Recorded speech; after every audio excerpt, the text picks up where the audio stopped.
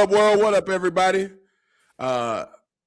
Welcome to episode 66, the long-awaited debut of my man Tyran McCrory. Man, I'm happy to have you here from Sports Testimony, man. It's a absolute honor and pleasure to have you with us today, man. Thank you so much for joining us, bro. Of course, I appreciate you having me, man. I've been waiting for this. I know we've been trying to set it up for a while, so I'm glad that we finally got it lined up. And look, I'll say it on air. My apologies. It's all my fault, everyone, that Tyran is just now joining us. Long time supporter, back and forth. My definitely supporting him supporting what we're doing with the Fanatic Sports Pod. Also, proud to say we finished like third in the fantasy league, third or fourth, somewhere in there. It's not bad. Honestly, I want to say at the beginning, man, I was scared of your team at the beginning of the season, and it's fantasy football. One injury here, one blowout, that would cause your team to just like something simple as I don't think you had him, but Kenneth Walker with the Seattle Seahawks. The incumbent starting running back that Clint Kubiak would just at times refuse to give the ball to and instead give it to Zach Charbonnet. Just crazy things that happen in fantasy football. And and I mean, one thing here, one thing there. The next thing you know, man, you look it up in the standings, but you even after that, you fought back and made your way to definitely respectability. So shout out to you in the Fantasy Football League as well, man. But again, definitely a pleasure to have you with us, bro. Yeah, no, I'm excited for next year. It's only year one of the league too, so wait till next year. We're gonna get more content out. We're gonna get I'll be there for the draft next year too, so it's gonna be better. Man, it's gonna be fun. I want to, before we get to, we normally start with your fandom story, and we will. But before we get there, I want to talk about your content creation and the work you're doing with Sports Testimony. Kind of tell me a little bit about that and how you kind of, especially the name. I'm so intrigued by the name. That was the first thing that intrigued me was the name. Gotcha. So that's actually nobody's actually ever asked me that, bro. So I appreciate that. It actually, me and my fiance came up with it one day. Okay. I signed up for Full Sail and everything like that because that's still where I'm attending right now. And they started they were like, we want you to start making videos for like, I don't know. They did it just in an assignment. And then I was like, if I'm going to do it for an assignment, I already want to do it. So I might as well try to get it going. You know what I mean? So just kind of put a simple little logo together. And then I'm like, I want it to be different though. I want it to be I want to do sports content, but I want it to be from my point of view.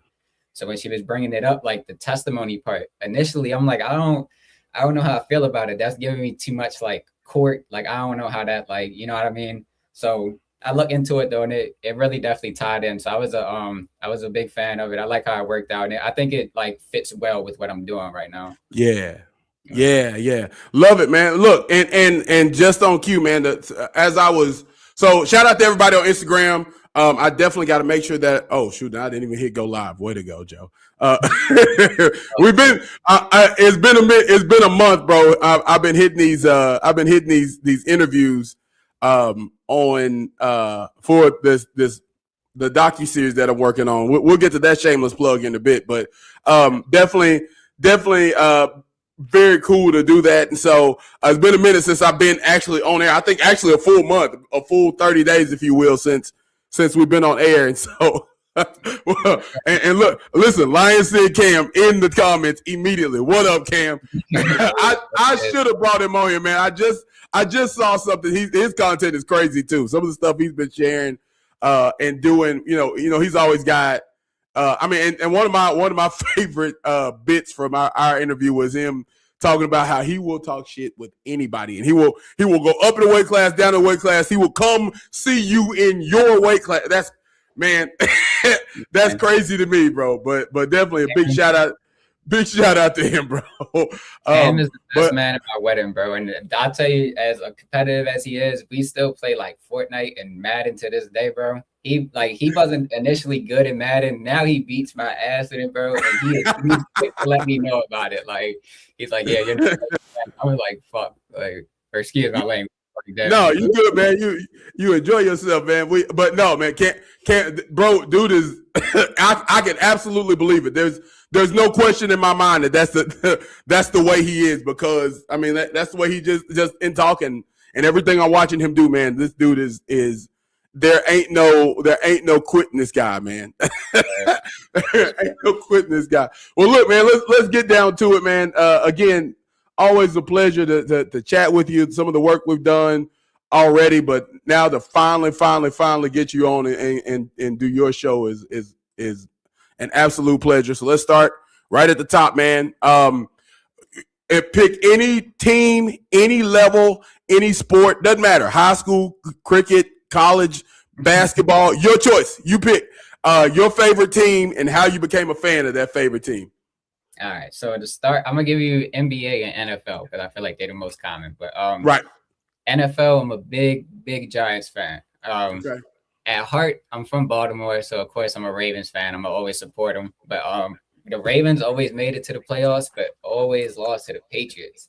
So as soon as every time that they when the Patriots lost to the Giants in 2007, I was a little too young then to like be a fan. So Okay. 11, when I seen they beat them, I was like, you know what, they might be the anti-Patriots. I'm a fan of them. So Okay. been here through the turmoil. I'm gonna be here when things turn around too. So I don't know. I just love the franchise. Once I learned the history and everything too, it's just something that I kind of resonated with. So it's a hell of a story too. No, it's a really cool fan base too. I can't wait to go to the stadium. I haven't been to MetLife yet, but I'm gonna make it on my do list next year.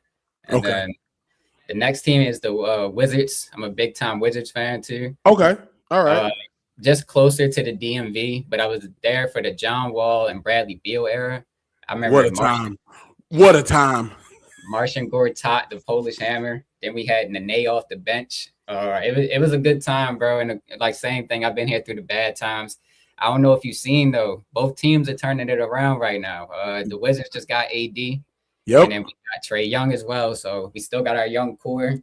I'm excited for the future. I think that was actually, I was going to get to it with talking about the trades. And so look, we can go straight into the NBA trades right away. I think if we can get, which I'm sure every team that's had him since he's entered the NBA, if you can get Anthony Davis to stay on the court, he's a championship level competitor. And when you put him with, a healthy Trae Young, and they've got some great pieces. I wish that the Wizards could have kept Middleton as well. You need that toughness on the perimeter, but getting D'Angelo back was really great. Especially if they decide to keep him and not buy him out. You see that, DeRozan's going to look like he's going to get bought out of the Kings. The Wizards are turning into a destination organization right now. As a Wizards fan, talk a little bit about that. Talk a little bit about what you're seeing, the pieces that are coming together for your team. Yeah, to first speak on the Middleton piece, I was excited for him and McCollum to go, bro. I'm not. Oh, wow. Yeah, they bring good veteran experience and probably like mindset, but they were not producing for us right on this team. But I'll say I'm excited. Really, I know we gave up 2 first-round picks, I think it was, in the trade. But other than that, we still got Bilal, we got Bub, we got Sar, still got Kashawn George. So that's 4 strong wings right there. The thing I liked about Russell that you brought up, though, is we needed a guard on that backup. You know what I mean? Because we don't really – I can't even right now think of who our starting point guard is. But Trae Young. So besides that, I don't – you know what I mean? We really didn't have anybody. So that's it, yeah. Yeah, I'm excited for how it's going to go, though. But I wanted to ask, what do you think was one of the better trades in the offseason if you've seen them so far?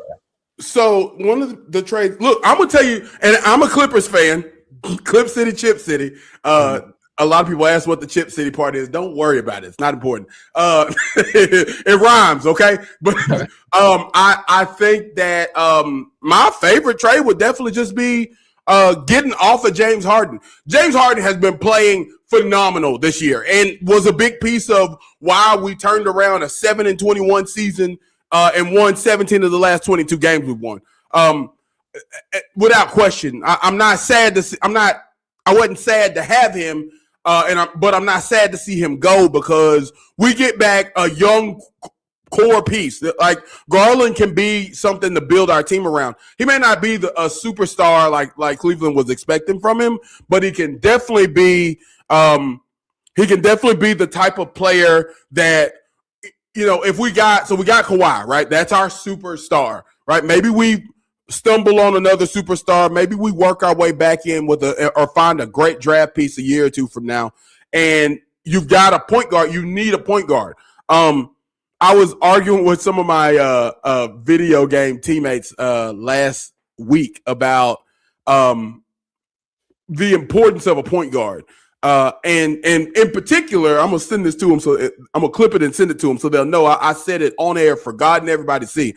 I value Halliburton a lot more than most people, but the reason why I value him is because I think he does enough that he passes the ball enough that you don't have to draw the whole offense up around him, but he can go get you 30 if you need it just as easily as he can go get you 15 assists. And I think he was the driving force behind what took the Pacers to the finals last year. And I think that's impressive. I think it's important to have a point guard. It's important to have a great point guard who can lead. You think about Rondo on those Celtics teams. Through the years, the point guard has been important, especially now in today's game. So having a Garland, to bring it all back around, to having a young Garland who's 10 years younger than Harden, and Garland may not be a 25-point-a-game guy. He was an all-star last year. He may not be a 25-point-a-game guy, but he'll stir the Kool-Aid, especially with Captain Load Manage Kawhi. We need somebody who's going to play every game and who's going to drive the offense and find buckets for others. I'm not sad about losing Harden as much as impressive as he's been this year. I'm not sad about losing him. Do you feel like we're going to see a Giannis trade? Of course. I think it's at this point, I know he's saying he wants to be there. I think it's all just like media, try to keep good relations, say he's that good guy type thing. But I think it's inevitable at this point. The Bucks are kind of stuck in turmoil. Yep. The one thing I wanted to note, I like your point of view on the Cavs trade though, because I was seeing the upside, and I like the role for Garland, bro. It could open up some shot opportunities for him that I felt like wasn't allowing him in the Cavs. It was Mitchell shoot and then him kind of delegate, get everybody else involved. So I actually really like that. That could really be some upside. Let me ask you this about the Cavs on the other side of it. There's two ball dominant guys in James Harden, who's a high usage guy, and Spider Mitchell, another high usage guy. Do you see a way where that can work for the Cavs? It could be nasty in a 7-game series because you got two guys who could drop literally 25 any night, 25 up. They're both going to get 20 shots a game minimum, I feel like. But it's just they got a big hole at the three spot, I feel like, and they really don't have no bench depth. So besides their starting 4, starting 5, it's like, what else do they really have? And Harden's shown that in the playoffs not really come through too much too. So we talked a lot of. I've heard Stephen A. and a few others talk about his Game 7 last year. And look, I want to refute that because I don't like agreeing with Stephen A. Even though my line looks like his. I would I would rather not agree with him, but the facts are the facts. I mean, and look, James Harden, without question, was the reason that we won Game 6 last year. If you remember how the Denver Nuggets Clippers series went, it was we got up, I want to say we went 1-1, and I want to say even at that one, that Game 2 was because Aaron Gordon caught a tip dunk that was crazy. Right. And then after that, it was, I think we gotten down maybe 2-1, 3-1. There was just a lot of fight, and we won Game 6 to come back. And man, look, it was going to be hard to do. And Harden and that Instagram model showed up to Game 6, and bro went crazy. I want to say 30-something, 40-something. He was unreal. And then Game 7, he scores like 8 points or something. Like he scored like 7 points. He only took like 8 shots, something wild like that. I'm just like, bro, why didn't you bring old girl to Denver with you? Cause like we need you here. I don't know. Examples I feel like of him like not showing up in the playoffs. Like we love Harden. I love Harden as a talent. He recognized the step back and everything, but like I don't know. We just want to see him come through. We want to see him get a ring. You know what I mean? So he just has to step up. I saw there's a couple more trades. One that's just coming through. So the Clippers traded Chris Paul, but he's not gonna. I don't think he's gonna report to Toronto. Is what happened. So there, I don't even know how to say this guy's name. Ochai Agbaji. Okay. I believe it is going to the Nets from the Raptors. And then there's money that's being involved. Which obviously just which shout out to them for getting it right with getting Chris Paul out there. They shouldn't have cut that dude. What they were trying to do was crazy. Tyran, this is you got a shirt coming, by the way. The Blue Report, they were tied for worst in the fantasy football league. But Tyran. Am I saying that right, Tyran? No. Yeah, Tyran. I Okay. I really don't correct it too much. Don't call him late for dinner, okay? That's it. No. So definitely so right now, Blue, we're talking about NBA trades. And in particular, we just got through discussing Harden for Darius Garland. Which and I'll tell you, I've got some time this spring. I'm going to visit some of these trades, that mind-blowing trades. Mind-blowing trades like Luka getting traded for a can of peanuts and a 2041 George Jetson age first round pick from the Lakers, right? That's crazy. A lot of people. I'm about to throw one of mine. A lot of people will say that the Clippers made a mistake trading Shai Gilgeous-Alexander and all those first round picks for Kawhi and essentially what became Paul George as well.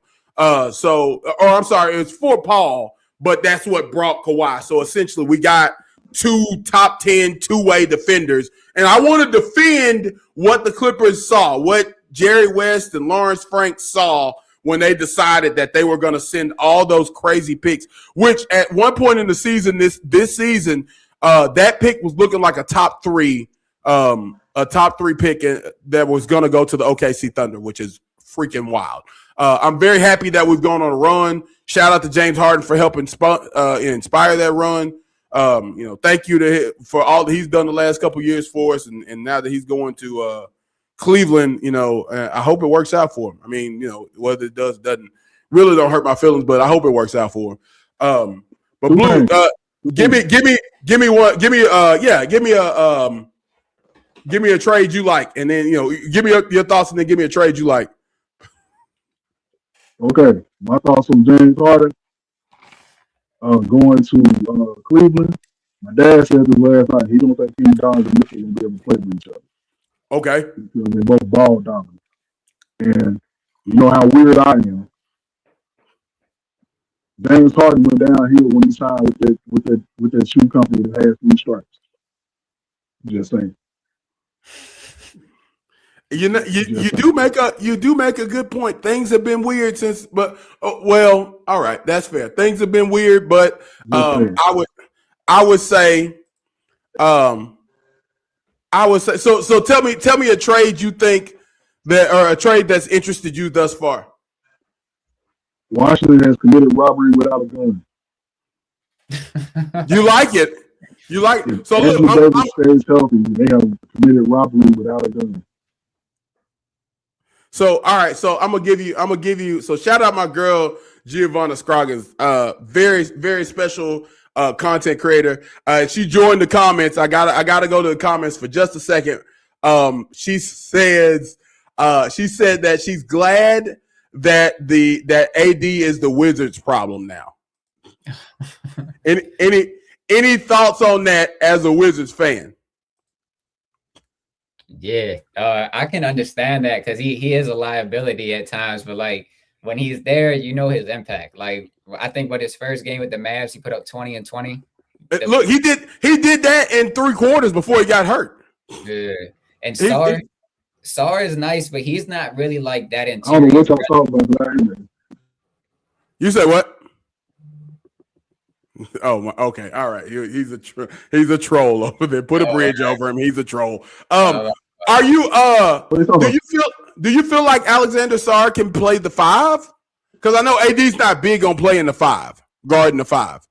I feel like AD gonna end up playing the 5 and Sar gonna play the 4 because AD gonna be the more dominant one. He's gonna be the more rim protector. Sar still plays defensively. He's not much of a rebounder though. Okay. All right. Well, and you got a home with Trae Young over there too, man. Right. Well, look, you got some pieces. We said this at the top of the show, Blue. I am positive that Washington has become a destination organization right now. If you get, because just on the hypothetical of being able to get, you got Trae Young, you got AD, I forgot about Sarr. I always forget about Sarr and those pieces that they got there. So you can't be sad about what you're seeing out of that Wizards team and what they're putting together. I think that and you got rid of Chris Middleton. I liked Chris Middleton. I guess I'm thinking about Chris Middleton from 21, and he is not that anymore. So, golly, that was 5 years ago. All right, so that makes sense. But it would be scary if the Wizards were able to somehow get a hold of Giannis too. That would be freaky good. I was gonna say, we got the young pieces. We got a couple picks. Don't be surprised if it happens, bro. It's not off the table. I would see. I don't think he wants to go do the easy thing. That's not now. Does he have a no trade clause? Yeah. Get up out of there. I have to look at it. I know he wants out, but that's the thing is I don't think. Because, like, speaking of trades, it just came out about an hour and a half ago that Memphis is not interested in doing what they feel or what Ja feels is best or going with Ja's preference.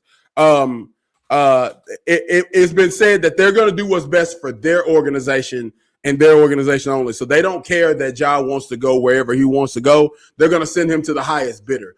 And so that's why I'm thinking, look at Google. Listen to me. I'm looking up right now if Giannis he does not have a no trade clause, so he can go wherever they want to send him. My person there is LeBron and Bronny for Giannis, and Giannis and Bobby Portis. Lakers back on top. That would be sweet. I don't think that's gonna happen. I don't know if y'all have to send all them exciting whites out over to Milwaukee to get it to happen. Bronny, we say we give LeBron and we'll throw Junior in too. We give Bobby Portis and Giannis. So you want the Bucks' best 2 players for the Lakers' worst 2 players? That's not fair. That's not a fair trade. LeBron is the GOAT. LeBron is the GOAT. He's been in 10 finals. Yeah, he's been 4 out of 10 finals, and it's been 6 years since he's been the one. And it may be 6. He scored the most points in NBA history. And it's gonna be 6 years before he gets to another one when he goes and sits on the sideline as a coach.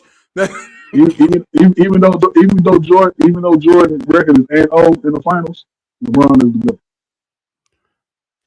GOAT. Listen, you said that. Y'all not hear the sarcasm in my voice? No, it's too late. It's on the internet now. The whole world saw it now. Yeah. Well, there's some. To me, I'm when we think about that, and I won't get into the GOAT debate. But when I think about LeBron versus MJ, you're comparing apples to oranges in a lot of ways, good and bad for both sides. If you ask me who the GOAT is, it's Kareem Abdul-Jabbar, and I'll leave it there. So all right. So talking about these NBA trades, Ty, you're a betting man, not just a betting man in trade, but you also have some really hot picks that I keep in line with. I keep my eyes on. Do you have any favorite bets in general? But are there any bets that or any parlays you might be thinking about now that the NBA as the NBA trade deadline approaches in 4 days? One thing I'll be keeping an eye on for sure is Trae Young, all the Wizards players for some double odds. Him and AD, they're at good odds. They're gonna be really good price. But you just gotta check some lines, man. Honestly, it's all about matchups. That's what I try to do. Really try to look at the like teams' last 5 games and stuff, how they perform against certain positions and things like that. One cheat that I'll give y'all: as much as Jalen Brunson scores, you can take a lot of guards who play against the Knicks to hit his point line.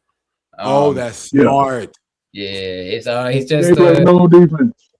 Yeah, you know what I mean. He's all offense, so that he can get in foul trouble too. Send him right to the line, so that's a good play. Yeah, man. Honestly, my free Discord, if y'all, I can always drop a link on my story or something like that. I can send it out to y'all. Try to put some plays in there. I haven't been too active lately. Taking a little bit of a break. One thing I like though for the Super Bowl, I really did like the Seahawks at first.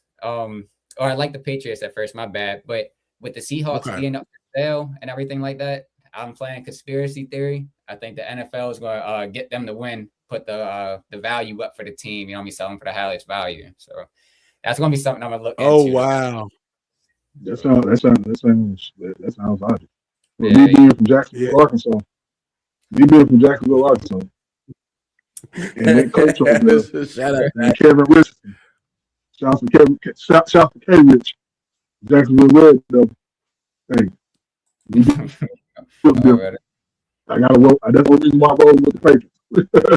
But that sounds logical. Nah, I respect it. Yeah, even my Cowboys and get the value. Yeah, y'all ain't gonna get back to Jerry Jones. Y'all ain't gonna get back to Jerry Jones die. That's plain and simple. I'm sorry, bro. He ain't gonna die. That dude never found you. Hey, they gonna keep his brain like Captain America Winter Soldier.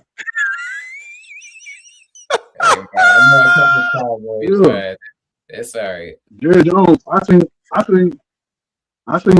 Jerry Jones. I seen Jerry Jones in the episode of the Jetsons. He's not gonna die. That's a real situation. That's a real situation. All right, so I know you're a big fight fan, Ty. I know you're a big fight fan. Talk a little bit. Now, do you get into boxing? I'm trying to remember if I've seen you cover boxing or not. No, man. Boxing. Okay. I tried to get into it, but growing up, I thought boxing was more of like a, you know what I mean, like super knockout thing, blah blah blah. As I've grown to watch it, though, it's definitely more of like a drawn out sport, which ain't bad, but it's just something that I had to learn to appreciate. Sure. Okay. Yeah. Gotcha. But I know you're a huge, MMA, UFC. Who was it? Teo. I think Teo. Oh yeah. Teofimo and Shakur. Yeah, I didn't get to watch it, but I seen some of the highlights. It was good. I did check out. I caught the highlights. I didn't catch much of the fights. Yeah. I did see when old boy got his toupee knocked off. Everybody was talking about that. That was wild. That was wild. I'm still blown away that how hard do you have to be hit that they knock your lace front off? Like I thought that was only for walk-house fights. He didn't go to the same place Steve Harvey with the Hughes. No ass.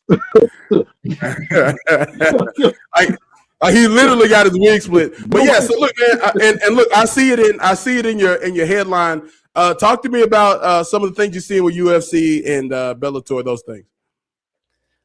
So honestly, I don't even really watch Bellator. I tried to watch like Bellator, PFL, things like that, but I just find it to be, you gotta be more like connected to the fighters. With UFC, I've been a little bit more versed with them, watched them a couple times, so I know a little bit more their tendencies, what they tend to do, and how they things like that. But this UFC event coming up is not too big. I'm big on the main event though, because there's a young guy named Vinicius Oliveira. He's fighting a vet named Mario Batista, and It should be good. Oliveira was just coming off a fight where he looked a little bad in the first fight, so we got to see how he's doing. Going to do in this one, he looked bad in the first round, I meant to say, but then he came back, won by decision. And Mario Batista, he just came off a loss after being on an 8-fight win streak, so that's going to have him highly motivated. Both fighters' first 5-round fight, so it's going to be interesting to see. But besides that, though, I know next week Anthony Hernandez is fighting Sean Strickland, and I feel like that's not getting enough buzz. Yeah, that's not getting enough buzz they should get right now, because that's going to be a banger right there. That's Sean, I don't really like Sean Strickland as a person, of course, but his fighting style I've grown to respect, and man, it's gonna be a good one. I think that works more towards his advantage because of how much people dislike him. It's almost kind of like pro wrestling in a way, in that the more heat you can throw on the bad guy, the better, right? It just makes for a better win, lose, or draw. You're happy to see him win. You hate or to lose. You hate to see him win. You know what I mean? Like he's the bad guy of the company, but it works in his favor. Yeah, that's solid, bro. I'm actually I'm a big WWE guy too. I feel like I don't put that out there enough too. But yeah, I like that angle right there.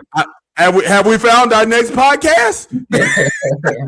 Have we found? Cause look, I'm with it, bro. Go ahead, Blue. I'm sorry. Can I ask, so what? I know the UFC has partnered up with Paramount now, and do you think did that help the brand or did it hurt the brand, or is it actually getting more eyes to it? Because I know the last fight that they had before this one coming up this weekend, I sat and watched, and I thoroughly enjoyed it, but it just wasn't as the same as you got UFC, whatever number that they own, getting the pay-per-view and everybody being excited about the main fight. I mean, has it hurt? Do you feel like it's going to hurt the brand, or do you feel like it's going to help the brand? I know money-wise it's going to help them, but other aspects of it. No, honestly, I think it's helping the brand. It's hurting it a little bit as far as like the access that we get, because before we could watch the fighters walk out and more of like their backstage stuff. Now you'll get like quick glimpses, and it's more ads. But I think it's getting more eyes on the sport for sure. Paramount just had a really good amount of views. I forget the amount, but before that, bro, I wasn't paying pay-per-view events, so I was streaming it illegally, not the right. Everybody is. Yeah, I feel like you everybody makes that like a secret thing. You don't put it out there, but you try not to make it too hot. But before this, bro, it was hard to watch it. So I think it makes it way more accessible and allows like more eyes on the sport. Yeah. I mean, I do know Jesus, but I am a criminal too. I'm a backside. It's and there's another thing too. Like they got incentives now on every fight. So if you get a finish in a fight, you getting a bonus regardless, even if you don't get performance of the night. So we've seen a lot more fighters be aggressive and then stick to their game plan and try to get finishes. So it's been way more exciting too. And that's true. I thoroughly enjoyed the fight when I watched it a couple weeks ago. It was insane. It wasn't like some of the fights that they just dancing around for 2.5 rounds, and then the corners finally kind of get them cranked up to get some action going. It was action packed all the way through. So I thoroughly enjoyed it, man. Yes, sir. So tell me before we wrap on this thing, Ty. First and foremost, man. Again, I gotta say thank you for joining us, bro. It's definitely a pleasure to have you with us. So before I want to talk just a little bit more about some of the work you got going, some of the things that you have coming up. But tell us anything. Shameless plug time. Anything you got working on? Any where to find you, things like that. Yeah, no. At first I was doing a lot more betting content. I've tried to pivot away from that. Do just a lot more sports, like general content, like breaking news, trades, old story time, storylines, things like that. I got what I'm working on right now is like story times of old things. Like I have 2 videos dropping later this week of just like some old NFL stuff. But yeah, man, just trying to really expand my versatility, getting really some graphic designs in my bag. I've been trying to post them a little bit more. You've definitely been in the bag with the graphics. That's for sure. Appreciate you, bro. And I'm also interning right now. I'm making videos and running a social media page for Jabba in the Mouth. So if y'all can check them out, they're a really good show. Yeah, they do like they're a radio sports show, they like to say. Really good content with Earl in the Mouth and a former pitcher, Jabba Chamberlain. I actually got, Yeah. yeah, so, bro, they interviewed like a ton of people. They just had the Jags linebacker, I want to say Foy Alukanu or something like that. Yeah. Aloha Conde. Yeah, he's an outstanding Pro Bowl linebacker for the Jags. Yeah, and then they got, I think, Will Howard from the Giants a couple years ago coming on. They had Chris Collier from the Raiders, bro. So it's been a real good experience to kind of hear these players and what they go through and just their mindsets and things like that. So, and it's weird, like, I don't want to say weird, but it's just like the grace of God, man. I got that opportunity through my social media stuff. So, that's what's up. Yeah, I always tell people through this, like, just put yourself out there. I never thought, like, I mean, my page isn't big, only 400 followers, but it's more than I thought it would get. This just started as a hobby, and now it's something I'm seeing as a career. You know what I mean? So it's been a fun journey to kind of see through. Facts. Yeah, and listen, and one of the really cool things about just even getting to interact and getting to know you, man, comes from just reaching out there. Like I said, I saw what you were doing, really enjoyed it. It was like, yo, holler at me, and man, definitely haven't regretted it yet. And I can't imagine that I would, man. So definitely, big kudos to you. Definitely a big shout out to you getting linked in with Jabba Chamberlain, one of the great baseball names in history, by the way. But also just a outstanding, legendary pitcher. So him and Mouth, that's a fantastic connection, and I know it's going to lead you to more and more great things, man. But definitely a pleasure. Anything else before we go? I'll do some quick shout outs real quick. Please, yes. Well, I have to shout out my guy Nathan from I think he does like NIL stuff. He's the one who connected me. I want to shout out my guy Cam. He's body. Cam. Shout out Lions and Cam. Shout out my guy Gates. He's an MMA fighter. He's coming up out of Ohio, originally from Baltimore. He should be doing his first pro event coming up soon, but check him out at 410 Sniper, I believe it is. Okay. And then want to shout you out too, my man. You always show my page love and try to show it back. Glad we finally got to chop it up and everything. I know we'll be doing this a lot more, but yep, sure will. We sure will, man. Yeah, look, I'm serious about this WWE podcast, man. We gotta talk. I'm here for it. Trying to add to it, I won't be a part of it. Yeah. Trying to add to it, I won't be a part of it. Yeah, before we go, man, a couple things, man. I'm glad y'all on. Shouts out to my nephew signing with Arkansas Tech this morning. Yeah, that's big, and they showing that boy love right now. I love to see it. Yeah. Shouts out to my nephew. Also, high school basketball. It was a record set in Arkansas last night. A young lady by Demaya Wilson scored 72 points. Broke a 47-year-old record. She had 72 last night. No, don't say what yet. 30 in the first quarter. She only played 3 quarters. She sat for 4. So she dropped 20-something per the next 2 quarters. Yeah. She had 30 in the first quarter. Who is she playing against, and why didn't they foul her more? Played against Marietta last night. Tonight, she will be in the town I'm in tonight, playing against the Desert. She might get 90 tonight. And don't worry, I'll be there. You're gonna have to drop her name, bro. That player name. I'll have to check them out. Yeah, we gotta check it out. Demaya Wilson from Barton, Arkansas, Barton High School. Barton is known. I don't know where you're from, Tyran, but Barton was known back when we was growing up in football because they had a coach by the name of Frank McClellan, won 60-some-odd games in a row, numerous state championships, numerous guys going to the NFL, had a couple go pro. Small town ain't no bigger than this. Tiny. So a little bit about us, Tyran. So we were born and raised in Arkansas. So Tyran's from B-More. I don't know if you can hear him. Look, I wasn't gonna say nothing. I didn't know because he didn't say chew or G. Hey, Tyran, just say news right quick. News too. Hey, it's real. It's real. He couldn't stop it. He was trying. He couldn't stop it. Look, that's just hilarious. so I'm originally from Arkansas. I live in Louisiana now. Blue is actually still in Arkansas. So here's a fun story about us. So Blue, what are you? I'm 40. I'll be 41 in March. I'll be 49 in 15 days. So Blue's birthday and my birthday are literally like a week apart. 2 weeks apart. A week and a half apart, somewhere in the 10, 12 days.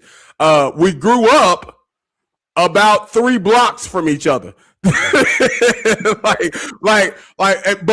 the funniest part is, man, we became best friends 150 miles away from where we grew up in Northwest Arkansas. So we grew up in Little Rock, the Little Rock metro area, right? And so a little place called Jacksonville, Arkansas. Shout out to Jacksonville.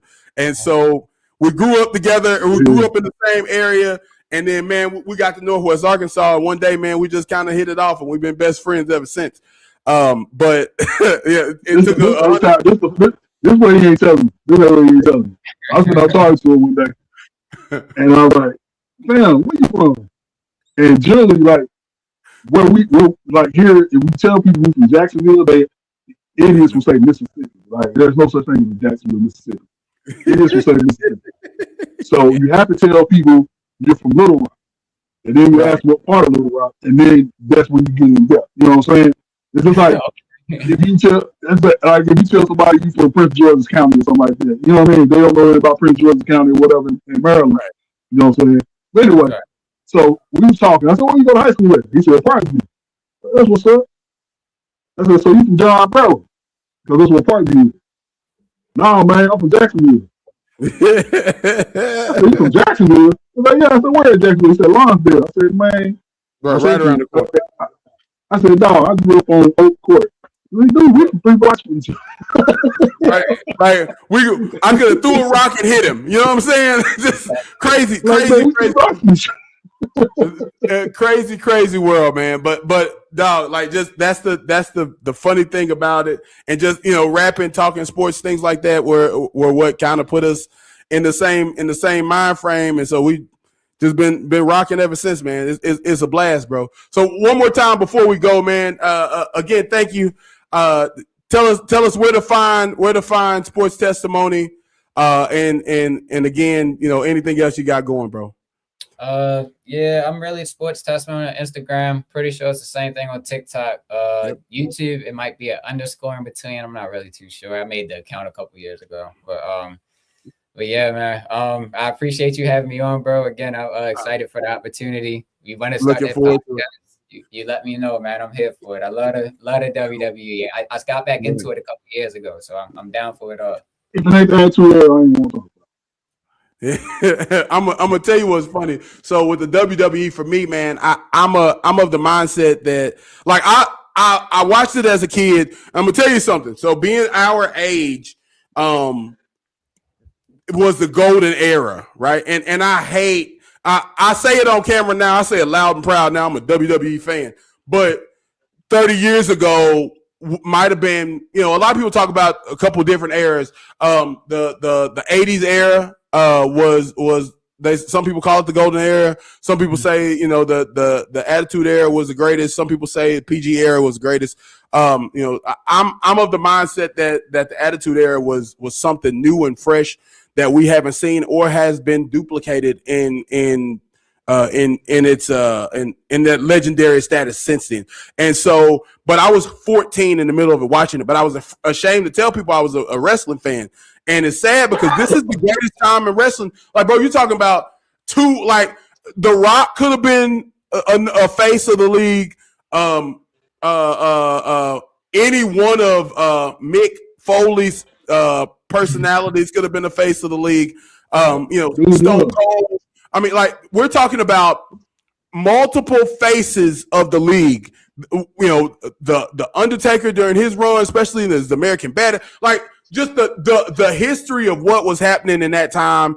You know, and the way it all unfolded was so special. And I had the opportunity to sit and watch it live. Man. Not just watching it in reverse and looking at it from, you know, the victor's eyes now.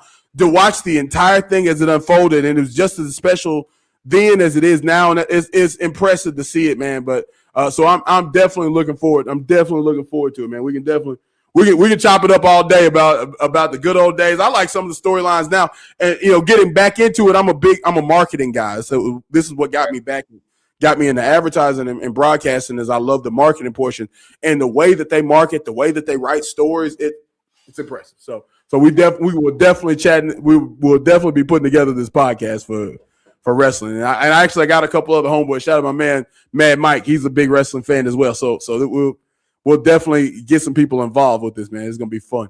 Well, listen, man. I again, apologies for taking so long to get you on here, man. But happy to have it on here, man. A big shout out to Blue, who's on the Blue Report that is on Kiss 105.3.